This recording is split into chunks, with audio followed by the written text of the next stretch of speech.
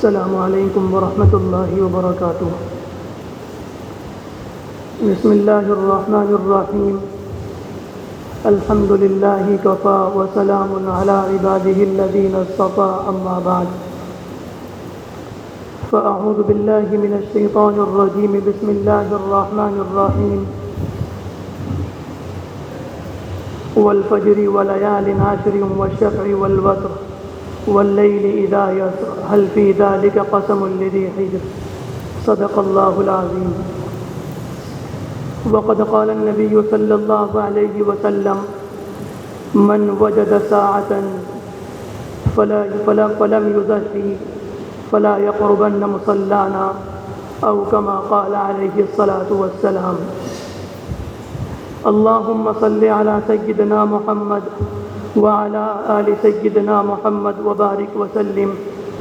صلى الله على النبي الأمي، صلى الله على النبي الأمي، صلى الله على النبي الأمي۔ بہت ہی عزت و احترام کے مستحق میرے بزرگوں، قابل قدر دینی اور ایمانی بھائیوں، سب سے پہلے اس رب العالمین کا شکر احسان ہے جس نے مجھے اور آپ کو یہاں جمع فرمایا۔ آپ بھی دعا فرمائیں، میں بھی دعا کروں کہ اللہ تبارک و تعالی مجھے قرآن کریم کی ان آیات کی روشنی میں اور حدیث شریف کی روشنی میں صحیح بات کہنے کی اور ہم سب کو سننے کی اور اس پر عمل کرنے کی توفیق عطا فرمائے۔ یہ جو آیات میں نے آپ حضرات کے سامنے تلاوت کی،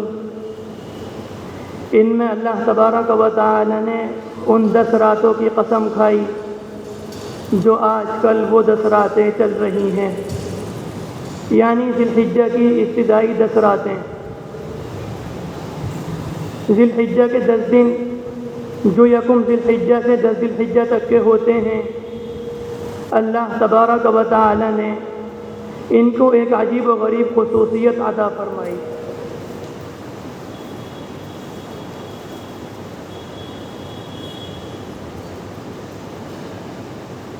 اگر غور سے دیکھا جائے تو معلوم ہوگا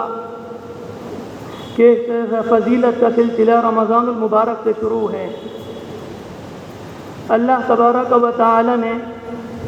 سب سے پہلے میرے اور آپ کے اوپر وہ رمضان کو لے کر آئے، رمضان کے روزے لے کر آئے اور اس کو ہمارے اوپر فرض کیے، اور رمضان کے روزے ختم ہوتے ہی اللہ تبارک و تعالی نے حج کی عبادت کو شروع کر دیا، اس وجہ سے کہ نبی اکرم صلی اللہ علیہ وسلم نے فرمایا تھا حج کے 3 مہینے ہیں، شوال، ذی قعدہ اور ذی الحجہ۔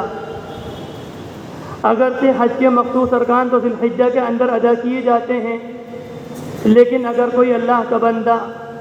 حج کے سفر پر نکلنا چاہے تو اس کے لیے شوال کی پہلی تاریخ سے احرام باندھ کر نکلنا جائز ہے، اس سے پہلے جائز نہیں۔ پھر جب اللہ تبارک و تعالی نے مجھے اور آپ کو رمضان المبارک کے روزے پورے کرنے کی اور حج کے ارکان کو پورا ادا کرنے کی توفیق عطا فرما دی، جس کا نتیجہ یہ ہوا کہ یہ 2 عظیم الشان عبادتیں، 2 عظیم الشان نعمتیں اپنی تکمیل کو پہنچیں، تو اس موقع پر اس کے نتیجے میں اللہ تبارک و تعالی نے فرمایا کہ اب تم ہر مسلمان پر ضروری ہے جو حالات رکھتا ہو، جس کی استطاعت ہو، کہ وہ ان عبادتوں کی ادائیگی کے پر اور ادائیگی کے بعد اللہ تبارک و تعالی کے حضور میں شکر کا نذرانہ پیش کرے، اور یہ شکر کا نذرانہ وہی ہے جس کو میں اور آپ قربانی کہتے ہیں۔ تو لہٰذا 10 تاریخ کو، 11 کو اور 12 کو شکر کا نذرانہ پیش کیا جاتا ہے۔ کیونکہ ذی الحجہ کا مہینہ چل رہا ہے، مناسب سمجھوں گا کہ اسی کے تعلق سے اپنے سبق کی کچھ باتیں آپ کو سنا دوں۔ یہ ذی الحجہ کا مہینہ اور ذی الحجہ کا یہ عشرہ جو یکم ذی الحجہ سے شروع ہوتا ہے اور جس کی انتہا 10 ذی الحجہ کو ہوتی ہے، اللہ یہ سال کے 12 مہینوں کے مقابلے میں ایک بڑی حیثیت رکھتا ہے۔ اللہ تبارک و تعالی نے جن راتوں کی قسم کھائی، والفجر وليال عشر، کہ میں آپ سے یہ پوچھنا چاہوں گا کہ اللہ تبارک و تعالی کو کسی بات کے یقین دلانے کے لیے قسم کھانے کی ضرورت ہے؟ نہیں، ایسا نہیں ہوا کرتا۔ بلکہ اللہ تبارک و تعالی جو قسم کھاتے ہیں وہ صرف اس وجہ سے، اور وہ دلیل ہوتی ہے اس بات کی حرمت پر، وہ دلیل ہوتی ہے اس کی عزت پر، اس کی شان و شوکت پر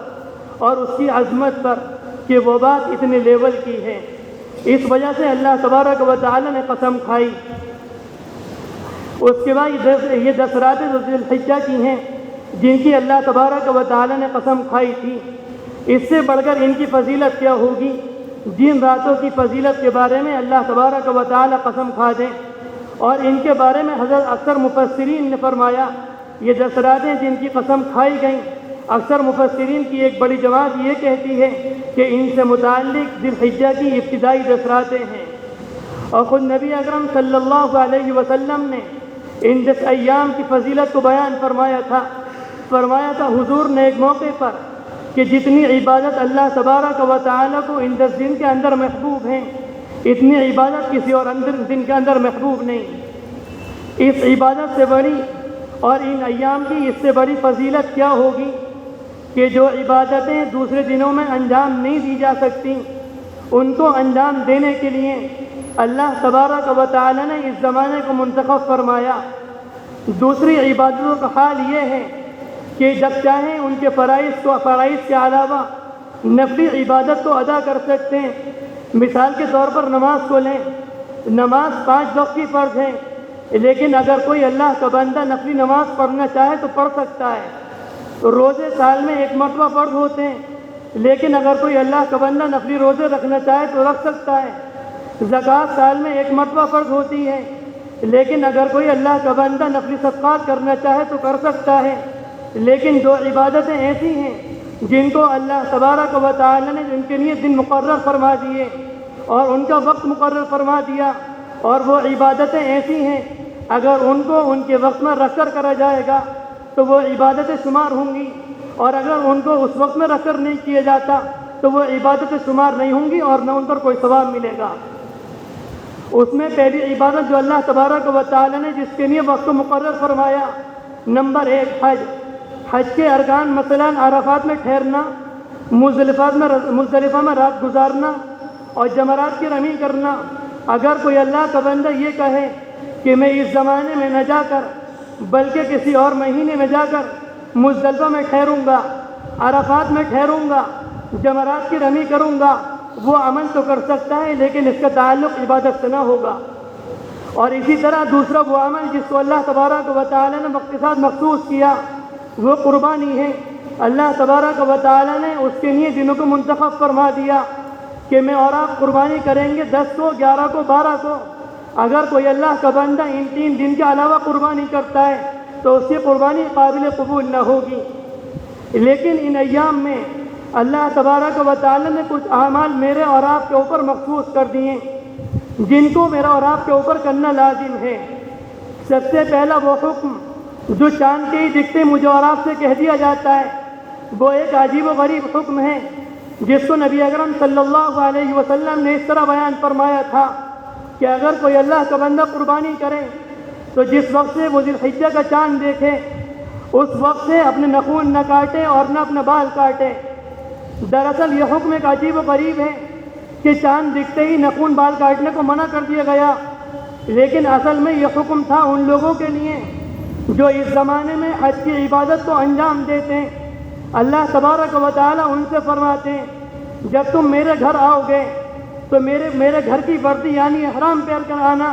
اور جب کوئی اللہ کا بندہ احرام پہن کر آتا ہے تو شریعت اس کے اوپر پابندی عائد کر دیتی ہے، وہ پھر سلا ہوا کپڑا نہیں پہن سکتا، وہ اللہ کا بندہ خوشبو نہیں لگا سکتا، وہ اللہ کا بندہ اپنے چہرے کو نہیں چھپا سکتا، اور اسی طرح وہ ناخن اور بال نہیں کاٹ سکتا۔ تو یہ حکم ان کے لیے تھا، تو اس حکم کا تعلق مجھ سے اور آپ سے کیا۔ دراصل بات یہ ہے اللہ تبارک و تعالی چاہتے ہیں کہ میں اور آپ ان سے مشابہت اختیار کر لیں۔ جس طرح وہ ناخن نہیں تراشتے اس طرح ان 10 دنوں میں اور آپ نہیں تراشیں، جس طرح وہ بال نہیں کاٹتے اس طرح ہم بھی بال نہیں کاٹیں، اس وجہ سے کیونکہ اللہ تبارک و تعالی کی رحمت بہانے تلاش کرتی ہے۔ جب ہم سے یہ کہا گیا کہ مشابہت اختیار کر لو تو اس کا ظاہری مطلب یہ ہوا کہ جو اللہ تبارک و تعالی ان پر رحمتوں کی بارش نازل کرنا چاہتا ہے ان پر رحمت کے دہانے کھولنا چاہتا ہے تو اس کی رحمت کا کچھ حصہ مجھے اور آپ کو بھی دینا چاہتا ہے۔ ایک بزرگ نے بہت شاندار بات کہی تھی کہ اللہ کا بندہ کہ اللہ تبارک و تعالی اپنے کسی بندے کو اس بنا پر محروم کر دیں گے حج کی رحمتوں سے کہ اس کے پاس جانے کے پیسے نہیں تھے، اس نے اس کو حالات میں جانے نہیں دیا، بلکہ ایسے نہیں ہوا کرتا۔ اللہ تبارک و تعالی چاہتا ہے کہ تم ان سے مشابہت کر لو تاکہ تم اگر وہاں نہ گئے پھر بھی میں تمہیں ان کی رحمت میں شامل کرنا چاہتا ہوں۔ ایک بات تو یہ، دوسری بات جو مجھے اور آپ کو بتائی گئی کہ یہ ایام بہت فضیلت والے ایام ہیں۔ ان 10 دن کے اندر ایک روزہ ثواب کے اعتبار سے سال کے روزے کے برابر ہوتا ہے، ایک رات کی عبادت 1000 شب قدر کے برابر ہوتی ہیں۔ یہ سب باتیں اس باجانب اشارہ کرتی ہیں کہ مجھے اور آپ کو اپنے اعمال میں اضافہ کرنا چاہیے۔ اگر نفل نمازیں ابھی تک نہیں پڑھتے تو پڑھنی شروع کر دینی چاہیے، نفلی روزے کی توفیق نہیں تو اس کو بھی رکھنا چاہیے، اگر نفلی صدقہ نہیں کرتے تو چپکے سے اسے بھی کرنا چاہیے، کیونکہ اس میں اللہ کے رسول صلی اللہ علیہ وسلم نے اس روزے کے متعلق فرمایا تھا کہ مجھے اپنے رب کی ذات سے پوری امید ہے جو اللہ کا بندہ یہ روزہ رکھے گا یہ روزہ کفارہ ہوگا اس کے 1 سال اگلے گناہوں کا اور 1 سال پچھلے گناہوں کا۔ اس سے بڑی فضیلت اور کیا ہو سکتی میرے اور آپ کے لیے؟ 2 باتیں، اس میں تیسرا عمل جو میرے اور آپ کے ذمے ہے ان ایام کے اندر وہ یہ ہے، وہ عمل ہے تکبیر تشریق کا، جو فجر کی نماز سے، جو عرفہ کے دن فجر کی نماز سے شروع ہوگی اور 13 تاریخ کو عصر کو ختم ہوگی۔ ہر نماز کے بعد 1 مرتبہ پڑھنا واجب ہے، اس کو 1 مرتبہ پڑھنا واجب ہے متوسط والا نماز سے۔ لیکن اس میں ہماری خواتین غلطی کرتی ہیں، میں اور آپ کیونکہ جماعت سے نماز پڑھتے ہیں، سلام پھیرنے کے بعد پوری مسجد گونج اٹھتی ہے، اس لیے جو لوگ بھول جاتے ہیں انہیں بھی یاد آ جاتا ہے، لیکن خواتین جماعت سے نماز نہیں پڑھتی، وہ گھر میں تنہا نماز پڑھتی ہیں، جب وہ سلام پھیرتی ہیں انہیں یاد نہیں رہتا، کیونکہ سال کے 11 مہینے کچھ دن والا عمل نہیں پایا جاتا، تو ایک دم اس عمل پر پابندی کرنا یہ مشکل بات ہوا کرتی ہے۔ تو جس جگہ گھر کی خواتین نماز پڑھتی ہوں اس جگہ یہ لکھ کر لٹکا دیں، یہ تکبیر لکھ کر لٹکا دیں، تاکہ جب وہ سلام پھیریں اور ان کی نگاہ اس تکبیر پر پڑے تو وہ اس تکبیر سے محروم نہ رہ جائیں۔ آخری بات، آخری عمل جو ان ایام کا ہے وہ سب سے افضل عمل جو قربانی کے نام سے مشہور ہے، جس کو میں اور آپ قربانی کے نام سے جانتے ہیں، جس کے لیے اللہ تبارک و تعالی نے